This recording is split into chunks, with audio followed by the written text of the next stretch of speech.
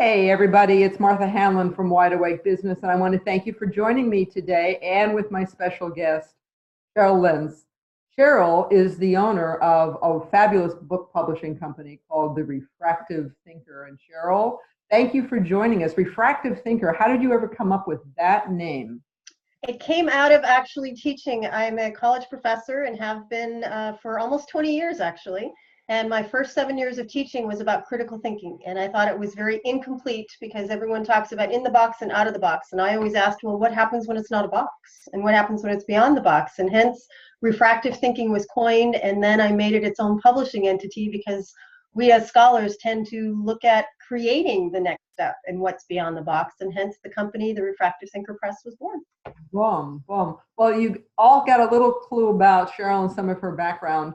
As the creator of her book company, Refractive Thinker, she works with small business owners, frankly, a lot like Chris and I, because we're doing our next book with Cheryl. Our next book, don't tell anybody, comes out in May. Title is Customertopia, and I'm sure we'll be back to talk to you more as we get close to it. But we chose Cheryl for a reason, and I wanted to bring her in to introduce you because not only do you get a chance to meet Cheryl here in this interview, but Cheryl's going to be joining us as one of the sponsors of our upcoming women's retreat, Lead Her Up. And I'll be telling you more about the retreat here in a minute. In the meantime, Cheryl, let's dig into a little bit about book publishing, because there are a lot of businesses that have been disrupted because of the internet. And publishing is without a doubt one of the big ones. It was not possible in the past for people like me to have a book or 2 or 3 books without going and knocking on Simon & Schuster's door. And hoping that they answered the call, trust me. Right, when they can't hear me. Exactly. So Cheryl, a little bit less about perhaps the changes in the industry and more about how some of those changes affect me, the book writer, me, the possible author. On some levels, digital technology has really become your friend because it gives you access in ways you never had. However, access means you have to understand all of the tips and parameters of how to be able to publish. And I have all kinds of things in my bag of tricks, but the question is really trying to figure out what do you want and what do you need within those tricks, and that's where understanding in the publishing world is. Think of the difference between the beta wars, right? Someone had to decide, the difference between a DVD player and a Blu-ray player or a VCR and all of the different technologies. Well, now we have that going on in the digital world. We are now looking at audiobooks and video books, and yes, those are coming. The technology is already there. E-books and print books and print on demand and e-readers from every size, of the size of your phone to the size of your computer. All of that is changing how we look at books and what we determine books to be. And I'm surprised, quite frankly, at many of the research, because years ago, people said that with the advent of the internet, books were going to disappear. They haven't. They've just changed. And now we have a lot more options, but with those options comes a lot of noise and a lot of being able to figure out, well, there's so many options that many people who are not in the publishing world get very overwhelmed by it. And that's why I'm here, is to help you navigate those mysteries of the internet world and only find what you need to be able to have the outcome you want for the books you need to publish. Great question. So let me follow up on that. So what are the kinds of outcomes that you see most frequently? I know there's probably a lot, but if you had 2 or 3 outcomes for most authors, what are the outcomes that you see most frequently that we're seeing? I have 3 types of folks that mostly come to my business, that they are business owners, they are consultants, they're faculty. And each one of those has a different purpose for what they want to publish. So think about the traditional motivational speaker, the Tony Robbins, if you will. He wants to be able to have that ability to leverage publishing to increase his credibility so that when you are in his seminar, that you leave the seminar with having a physical copy of a book in your hand as you leave, what we would call the back of the book sales. And so many folks who are consultants, who are motivational speakers, they want to have that piece in their hand that's better than any business card you'll ever have. And so we will be able to make those types of books happen. Think of it as book signings, seminars, and then we have lots of options in those areas, whether you want a hardcover book, whether you want a paperback book. But most of the time, it's that person who's going to go to these 1,000-place seminars, the Joyce Meyers, the Tony Robbins, that they want you to be able to have their line of books that's going to continue the educational process from that seminar, so you can have knowledge that is portable, you can take with you. Then you have the ability of having the business owner there's something magical that happens when you publish a book that increases your credibility, because many people think that when you have published a book, particularly if it's an Amazon bestseller, a #1 Amazon bestseller, an international in many countries Amazon bestseller, suddenly these are accolades that allow the public to really look at you as more than a one-hit wonder, that there's some credibility, some milestones that you have passed, a feather in your cap that makes the perception of going, hey, you know what, they really kind of know what they're doing, and it's more driven with content. So now you have the consultant that can do a variety of things, particularly digitally. For example, a colleague of mine wanted to have what we call in the academic space a white paper, what many people would call just a small little ebook, but it's a credibility piece to be able to tell you what and why and how what they do in their business works. So instead of just sending someone a business card, you can digitally attach a digital book, or send them to Amazon or to Nook or any of these other places so that they can actually see your words in print. And there's that social proof, that credibility. When you go and see your book on Amazon, everyone's like, yeah, she's got that going on for her. And having that availability really increases the trust factor, so that you as a consultant now have that credibility piece. So when people hire you, it's like, oh, they've got several books. And now you have the ability to take that knowledge and to be able to reinforce it as part of your career. And then we as faculty, it tends to come with the territory that we tend to publish or perish, as we often hear. And we want to be able to, as the researchers, typically, which are academics, I guess, in some senses, we want to have an outlet for that research. And so it's very specific types of branding and positioning, but how you use publishing can be very effective to increasing your credibility, increasing your sales, and increasing your contracts that you have with people that ask you to speak, people who ask you to consult, people who hire your business. Now, I have a funny story for you. The first book that we did, Customers Are the Answer to Everything, I was back in Philadelphia, and I was out to dinner with about 12 family members. So we're in this big, long table, and my sister, God bless her, came into the restaurant with a box full of our just recently published books, Customers Are the Answer to Everything. And she pulled all of 12 books out, put them on the dining room table in the restaurant in front of me, and asked me to sign them because she was going to give them to people. And I had 3 people in the restaurant come over and say, what is this about? Oh, were you an author? And just the fact that first we were sitting at this big long table, second, here I am with a pile of books sitting in front of me and I'm signing them, brought 3 people over to have a conversation with me. I shared business cards with each of the 3, and 2 of them turned into business from a restaurant. I should probably send my sister a commission for that. Absolutely, but isn't that amazing? And I think that's a wonderful tagline of it's a conversation starter, because many conversations you can start with a business book, but when you have that coffee table book, as it were, that prop that you have and you're signing it, everyone kind of looks like, yeah, she must think she's somebody, pretty important that you published a book. And that is an amazing tool that opens a lot more doors than just a business card. So it's a perfect example. Absolutely. And 2 little things on a small basis that I think are also rather amusing. One of my colleagues takes his books and he leaves them in the back of his airplane seat. I do the same thing when I travel. Absolutely. And I usually bring them with my seatmates, because if you don't have people that you're going to be spending 4 or 5 hours and going cross country, it's a way to be an icebreaker. And people love getting gifts, and they love to know that they're might just be sitting across from somebody famous, and that makes relationships go a whole lot smoother on your plane. So I want to underline a couple of things that you said. I think that what we've experienced, and we've watched the folks who work with us experience, when you publish a book, not only do people's opinions of you start to change, oh, as you said, ooh, you published a book, but it opens the door for you to go different places. You have a reason to have a radio interview with someone or a podcast interview. You have a reason to be on TV. You have a reason to be standing on a stage. You have a reason to send email messages. You have a reason to reach out to new affiliations and leave something behind more so than just your brochure. Like, you now have a tool. I always think of a book as a very big business card. Absolutely, and that's that key word of leveraging. What often happens is, I have found, because we've been in business now more than 10 years, this is year 11, we have quite a few awards and accolades, but the one thing that I found with folks is they don't know how to use the tools in publishing. There are many who believe that you just magically, a book appears on Amazon and you sit at home and you wait for the royalties to be cashed, right? You're going to be a millionaire within days. It's not quite how it happens, because there's more to it than that. 300,000 books are published on Amazon every year, at least. And so the point is you have to learn how to use that tool. And therein comes your business with being able to leverage those. My business, that typically a publisher in the traditional sense, we only make the book happen. That's our job. Is I can tell you how to make the book. I put it on Amazon. I make it available. I send it to conferences. I can send it to all these places. But we do something a little bit different. Within the first 4 or 5 months of having a book, we teach our authors how to leverage it. We teach it exactly how to email it, how to be able to send it out with social media, how to get on podcasts, how to be able to interview it, how to send it to everybody you know, which is why we have the digital versions. You can send it to your boss, you can send it to your family, you can send it to everybody that you know, and it gives you an excuse to be able to start that conversation and to help build your business. You can even have a book like I have on my website.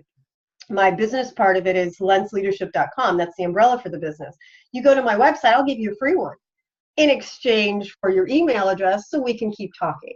And so again, these little ways of how do you use a book is often lost on many people. And that's where I guess that academic, that teacher part of me comes in, is I want to teach you not only to have a book, and believe it or not, creating a book is only about 5% of the process. The other 95% of it is what do you do with it when you have it? And if you build it, they won't come because it gets lost in all the noise. So we have to be able to teach you how to leverage that book so you can achieve the outcomes for which you published the book in the first place.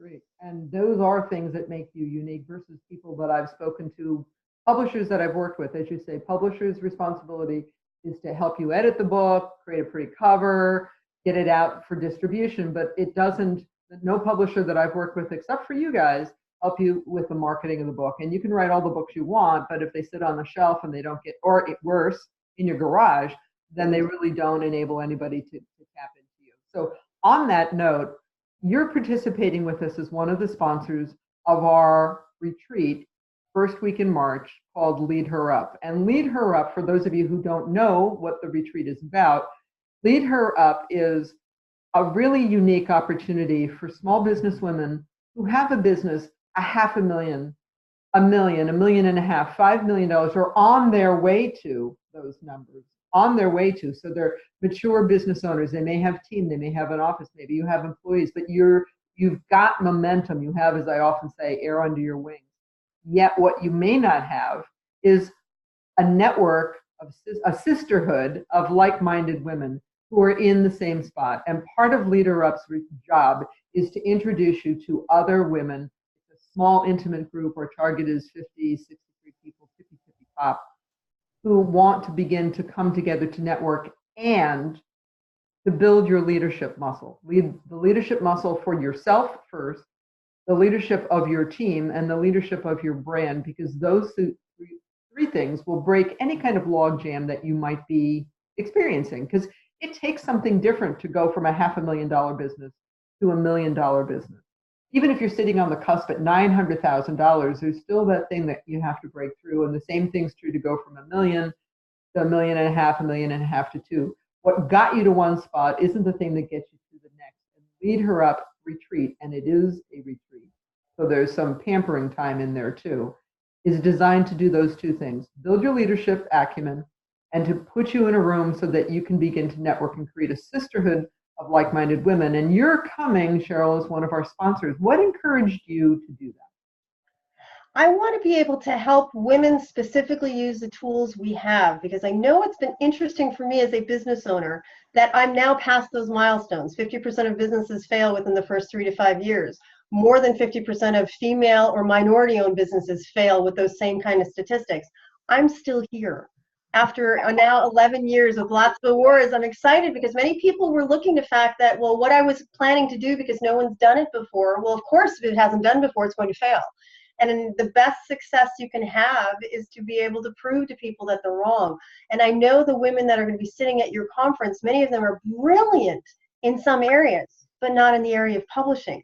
So while I will take away some of their brilliance who will help me shape my business, I in turn can share my gifts with what I know they want, which is they've always wanted to write that book. They've always wanted to get their message out, have something tangible in their hand to get their business to the next level. I have those skills to help them do this. And I'll tell you, being the ability to still be standing after so many people said that I wouldn't stick around now more than 10 years is kind of a wonderful way. If I can do it, they can do, and to really inspire others, because there's a lot of failure in every business we try. And so it's amazing to be in that sisterhood of people who are going to encourage us. And as you very well know, some things work well, some things not so much. But the good news is, I'm still here, and I want to be able to help others to still be here and do what we do best to help them get to the next level in their business. And I want to underline something. Yes, you're still here, but you're not hanging by your fingernails. No. You are here thriving. You're here with a smile on your face as you are today. You're here with money in your pocket. You're here with an easier, simpler, more profitable business than probably you expected. And many of the people that I always call them your Greek chorus, the folks who are like, you know. Well, I knew that we arrived when I impressed my accountant. 1 year, I think, the first 3 years we didn't do as well as we'd hoped. Let's just put it that way. And the 1 year when my skeptical accountant, who is now since retired, by the way, I'm breaking in a new one, but I would just never forget the look on her face when she's like, "You're a real business." And I just sat up 3 inches taller going, yes, it's amazing what you can do and you still keep doing. We had to make a lot of adjustments and coaches. But that was probably one of the biggest skeptics. I mean, your accountant who knows your numbers inside and out, because she's keeping me out of jail with the government, right? She made that comment. She goes, "I didn't think you could do it." I'm like, "I appreciate your candor, but I'm glad to prove you wrong." She goes, "Me too. It's exciting." And so when you get that kind of enthusiasm, another woman, by the way, and she owns her own business as well, she goes, "I've been rooting for you. I know it took a little longer, but when you can have those kinds of success and others sharing it, that gets me excited that I can now maybe do that, do just a little bit of cheerleading for somebody else to go from possibility thinking, which I think is going to be amazing at this retreat." I have one last question for you, and this is certainly a question that you're not anticipating, so this is going to be right off the top of your head. So I always believe that we bring the piece of ourselves to the table that we need for that moment. So you brought who you needed for this interview. When people come to Lead Her Up, and by the way, to be able to get more information, all they have to do is scoot over to wideawakebusiness.com/retreat. wideawakebusiness.com/retreat. I always think that there's some piece of you that you didn't bring today. There's an element of you that you left outside that office door of yours. So when we come to meet you, when we come to Lead Her Up and we get to meet you, what is it about you that we don't know today that's going to surprise us? I think part of that is that I'm far more outgoing than most people think an academic is. As soon as that doctor title comes out and they hear it's Dr. Cheryl Lentz, I can hear the eyeballs rolling inside their head because they're going back to school and they're looking at all those boring professors. And then they meet me, and the biggest compliment I've ever had is, "You're not like those other faculty." And I kind of chuckle going, "No, I'm not." And so I try to be able to offer a different stereotype that we faculty can have that outgoing and still have a doctor title and still be successful and still have our own business and all kinds of other things that most people don't expect for an academic. So that's why we want to be able to lead a little bit and let that doctor title come in and surprise folks. I like to also surprise and let them know that I ride Harleys too. So that really shapes That's even better. deal going, "That's amazing." It's all about stereotypes, and you want to be able to always keep them guessing because you have so many different pieces of you. That academic, that book publisher, even the Harley rider is only one piece of a very complicated puzzle, which I'm happy to share with peeling those layers of an onion. So for those of you who are interested in learning more about Lead Her Up and learning a little bit more about Cheryl and maybe meeting her in person, and I don't think Cheryl's coming to Lead Her Up on her Harley. No, I think that would be a little bit a colder ride and a little bit of a longer ride. But for those of you interested in learning a little bit more about Lead Her Up, getting to know Cheryl a bit better, getting to know me, Martha Hamlin from Wide Awake Business a little bit better, scoot over to wideawakebusiness.com/retreat. And you'll see more about Lead Her Up. You'll see a little bit more about me and my business partner, Chris Williams. And if you like what you see, all we're saying is click the button and you can ask for an exploratory conversation with us, and we will take you more in depth about Lead Her Up. And the most important thing is the transformation that will happen to you when you come and join us. So Cheryl, thanks for joining me today. I really look forward to seeing you in a couple weeks. And thank you for sharing all the things that are important about publishing and publishing with you for our folks who are listening. It's my honor and privilege, and I cannot wait for the retreat in March to meet you again and to meet all of the folks who are going to be coming. And listen about having expectations. There's so much that's out there, and you want to be able to explore it with people who just might be a little ahead of you in the process. My biggest advice for you is don't be afraid. Just take that leap of faith. we're okay. We'll help you along the way and make sure that you're going to be successful while you're getting there. So thank you. Thank you.